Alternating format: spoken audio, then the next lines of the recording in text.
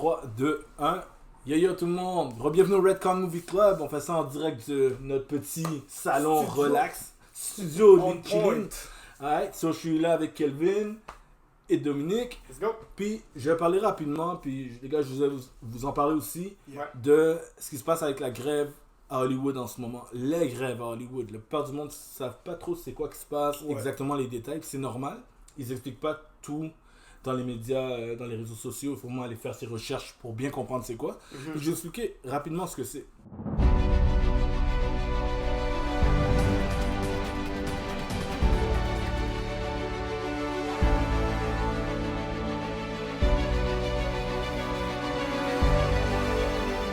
En gros, ça a commencé avec les scénaristes. Les scénaristes, ils voulaient plus de droits par rapport à des redevances d'argent quand ils écrivent, tu sais, des royalties, c'est l'argent pour leurs projets. Ils ont toujours été un peu mis de côté, mal gérés, même des fois crossés. Des fois, on prend leur projet, on le modifie, puis on leur donne même pas le crédit d'avoir créé quelque chose, puis pourtant ils ont modifié quelque chose, ou on achète leur scénario, non, c'est plus leur scénario. Il y a plein de problèmes avec ça. Ça, c'est la Writers Guild of America. Ouais, c'est exactement. C'est le Writers Guild of America. Ils ont fait une grève déjà il y a comme 15-20 ans. Puis ça a eu un gros impact sur Hollywood. Il y a des séries qui ont été cancellées, il y a des films qui ont été cancellés, il y a des films qui ont été, il y a des séries qui ont été arrêtées mid-season. Oh, ok. Parce que genre, tu parles de production. Quand ils sortaient des épisodes à chaque semaine, genre. Aussi, ils ont arrêté la production, ce qui veut dire qu'ils n'ont pas pu continuer à faire l'émission. Je donne un exemple. Il y a des séries qui jouent sur toute l'année à la télévision, pas dans le streaming. Mais ils ont prévu, avec leurs writers, de continuer à écrire semaine après semaine. Puis à un moment donné, les writers sont tous en grève, fait qu'ils écrivent plus rien. Fait que là maintenant, tu peux plus continuer. Fait que la série arrête au milieu de la saison. Ou des fois, ils savent que ça s'en vient, fait qu'ils trouvent une façon de wrap up la série, mais c'est vraiment whack. Fait que là, ça c'était déjà arrivé il y a longtemps, puis il y a eu beaucoup d'exemples que ça a eu un impact sur Hollywood dans le passé. C'est revenu cette année. Mais là, c'était rendu pire parce que là, maintenant, il y a aussi des rights par rapport, c'est ça que je vais vous expliquer, par rapport aux, comment t'appelles ça? Les streaming. Avec Netflix, etc. Eux, ils te payent pas de la même façon. Parce que la télévision puis au cinéma, c'est clair. On prend un pourcentage, très clair. À la télévision, chaque fois que ça joue, on paye un royalty. Comme la radio avec la musique. La musique, ça fonctionne comme ça, les artistes, ils savent. Ils reçoivent un pourcentage à chaque fois que leur chanson joue quelque part. Mais les streaming ne marchent pas comme ça. Parce qu'ils ne calculent pas le nombre de fois que ça joue. Tu vois ce que je veux dire? Ils ne donnent pas les chiffres. Les gens ont regardé tel nombre de fois telle affaire sur Netflix. Fait que c'est un approximatif. Ils ne peuvent même pas te dire si le truc est un succès. Ils peuvent te dire, mais ils keep it hush hush, ils s'en foutent. Fait que là, dans le fond, le problème c'est que les writers étaient encore moins bien payés depuis que c'était ça. Le streaming est devenu le new era qu'on vit dedans. Mais là, le problème c'est que les acteurs aussi sont dans la même situation. Parce que les acteurs américains, comparé, le système québécois est différent, mais les acteurs américains, quand tu es à un certain niveau, ils ont des royalties aussi. Fait que là, ils se faisaient de moins en moins payés, puis il y a des gens qui ont des gros hits à la télévision, sur Netflix, tout ça. Ils sont payés parce qu'ils jouent à la télé. Si ça joue sur TVA, si ça joue sur Fox, ils sont payés à chaque fois. Si ça joue sur Netflix, ils reçoivent 0. Tu comprends?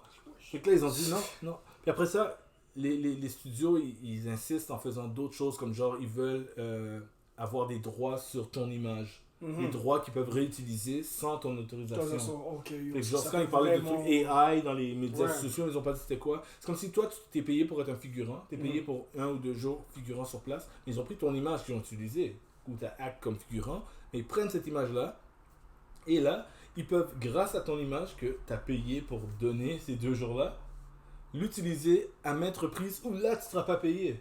But it's you. Tu comprends ce que je veux dire? Attends, comment ils ont le droit de faire ça? C'est pas qu'ils ont le droit, c'est un truc qu'ils ont proposé. Ils aimeraient pouvoir. Et là, c'est arrivé pendant que les acteurs sont en grève en ce moment. Les acteurs veulent rien savoir, les writers veulent rien savoir, les studios veulent rien savoir de changer les choses parce qu'ils perdraient un paquet d'argent, mais ils vont pas avoir le choix parce que ils se tiennent ensemble. Et là, en ce moment, il y a beaucoup de productions qui sont en pause. Oui, on parlait plus tôt quand on était avec notre boy Stevens. des films comme Deadpool 3 sont plus... Le tournage a arrêté. On a vu les photos du tournage avec Hugh Jackman, avec le saut et tout, puis comme là, entendre cette nouvelle-là, c'est pas très très plaisant. Tout le monde qui est en tournage en ce moment, qui était en tournage, a arrêté. Au début, il y avait déjà des films qui avaient arrêté parce que les scénaristes étaient déjà en grève. Puis ils avaient besoin de scénaristes parce que les films étaient en train de faire des modifications. Ouais. Mais là, les acteurs sont rentrés, fait que là, c'est automatique. Et pour aller plus loin, je donne un exemple. Deadpool 3, pendant qu'il tournait, Ryan Reynolds n'avait pas le droit d'improviser. Il fallait qu'il lise. Juste faire les jokes sont dans le script. Parce que Ryan Reynolds est credited comme un writer aussi. Et fait que son improvisation est considérée comme une créativité written. Fait que ça, c'est ça la situation. Fait que vous allez voir des différences et il y a des films en ce moment que vous attendez qui vont être pushback. Il y en a beaucoup qui ont été annoncés. Il y en a qui sont indéfiniment. On ne sait pas quand ils vont sortir. Beyond the Spider-Verse. Ouais, c'est à cause de ça, oui. On sait pas quand il sort. En plus que tu mentionnes, c'est bon qu'on fasse une postcard comme ça parce que je me suis demandé pourquoi Spider-Verse a été delayed. Tous les films de Sony. Beaucoup de films qui ont été delayed. Craven a été delayed. Craven aussi. Tous les Sony. 8 mois. Oui. Les seuls qui ne sont pas affectés, c'est ceux qui ont déjà fini de tourner. Comme Dobedo. Dobedo est prêt à sortir. Fait que il n'est pas delayed. Il y a tous les films qui sont prêts à sortir ne sont pas delayed, ou tous ceux qui sont aussi pas dans le guild, le Actors Guild.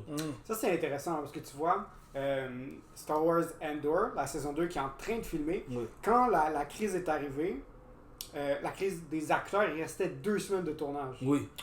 Et ce qui est intéressant, c'est que quand il y avait la première crise avec les writers, ils venaient de soumettre le script de la saison 2 au complet. Oui, ils s'en sont sauvés. Exactement. Parce que les writers de justesse, mais les acteurs, ils ont manqué de tu vois, en ce moment, la série continue à être filmée. Parce que ils ont hire beaucoup d'acteurs britanniques. Fait que là, tous les acteurs britanniques sont pas aux États-Unis. Donc, eux, ils continuent à filmer pour la série. Fait comme, ça va continuer un peu, mais à un certain point, ça va juste shut down comme tout le reste. So, si on peut donner un conseil aux Américains qui viennent filmer ici, vous prenez les acteurs québécois et... Sauf que des fois, il y a des acteurs d'ici qui signent aussi sur le guild là-bas, parce que c'est une production américaine aussi. C'est un peu plus compliqué, mais c'est le fond de l'histoire. C'est que, honnêtement, ça a l'air compliqué, mais la base, pour que tout le monde comprenne, c'est studios, mais pas studios, streaming. C'est le streaming qui est le problème. Il n'y a aucun streaming qui est forcé à dire ses chiffres et qui va payer les gens des royalties pour chaque fois que le monde stream. Là, les studios, ils pensent que c'est trop compliqué de faire ça. Il y a le président de Disney que j'aime beaucoup, mais j'ai pas aimé son commentaire. Il disait que c'était irréaliste, un truc comme ça. Mais la réalité, c'est que c'est plus qu'un système qui est en train de changer. Tout change. Écoute, il y a une époque où les CD, c'était juste un truc que tu pouvais acheter pour avoir la musique. À un moment donné, le streaming de musique est arrivé. Ça a tout changé. Quand ça s'est arrivé au début, les compagnies de production de musique n'aimaient pas ça. Maintenant, on peut écouter de la musique, du streaming. Comme, c'est la même chose. Le monde change, on s'adapte. Et là, le streaming est arrivé, mais les façons de payer les artistes derrière vont changer aussi. Ça va changer à Hollywood. Et il y a des compagnies qui vont faire peut-être moins d'argent, mais l'argent va être plus fair. Mais il va y avoir des changements, ils sont obligés. Mais tu vois, j'ai l'impression que ce genre de beef-là a toujours été là. Parce que tu vois, avec l'actrice de Black Widow. Scarlett Johansson, avec son dernier film avec Marvel, ils ont eu un gros beef à cause de ça. À cause de ses royalties. C'est à cause du streaming. Et c'est à cause du streaming comme ce que HBO avait fait. C'est bon que tu donnes cet exemple-là. Parce que HBO, qui est dans le fond Warner Brothers, on a parlé un petit peu.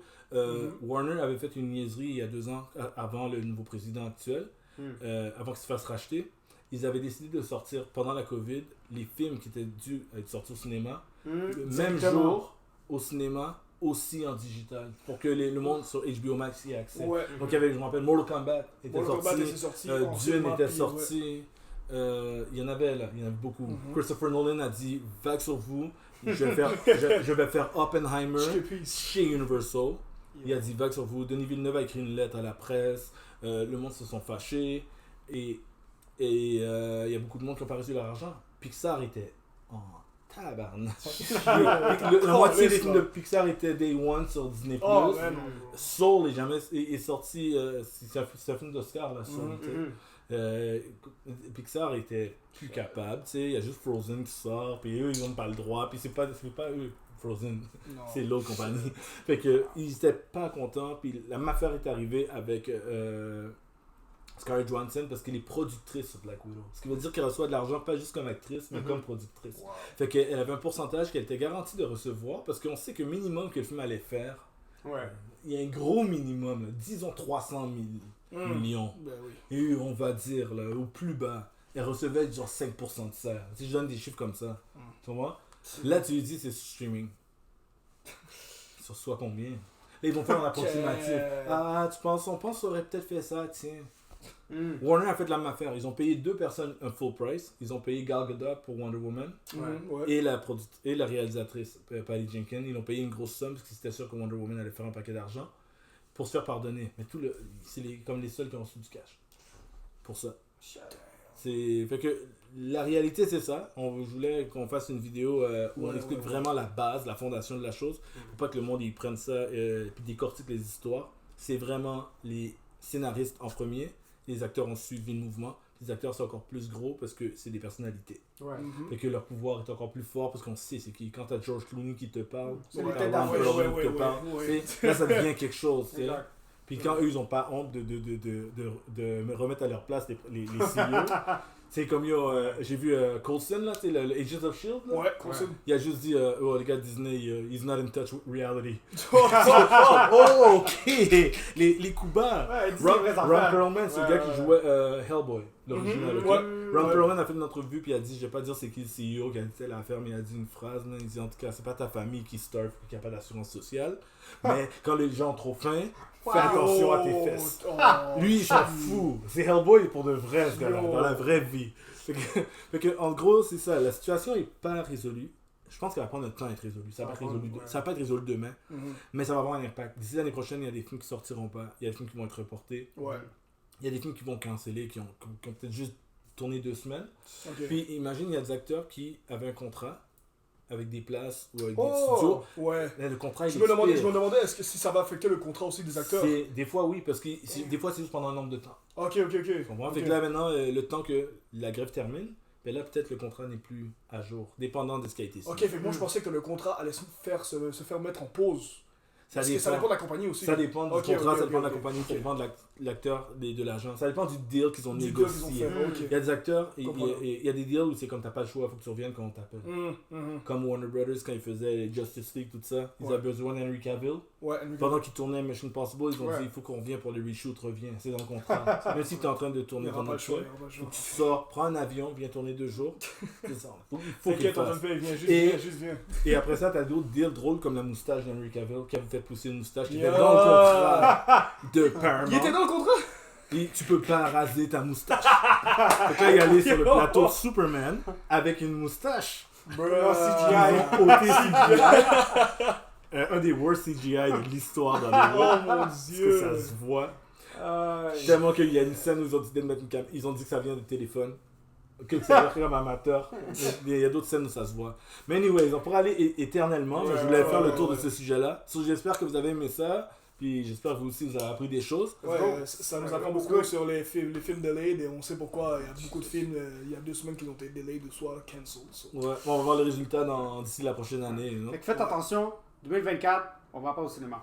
Et guys, si vous voyez des fous trailers là, que vous n'avez pas vu encore, 2026. Hypez-vous pas trop, parce que le problème c'est que vous savez que cette vidéo est faite pour une bonne raison. Les films sont cancel ou les films sont delayed. Ouais, puis des fois les films sont modifiés aussi, ils wrap up l'histoire, puis finalement ça a foiré la fin, puis le film est pas aussi bon qu'il aurait pu être s'il n'y avait pas eu la grève. Ça c'est arrivé dans le temps. Alright man, Redcon Movie Club tout le monde, peace. See ya.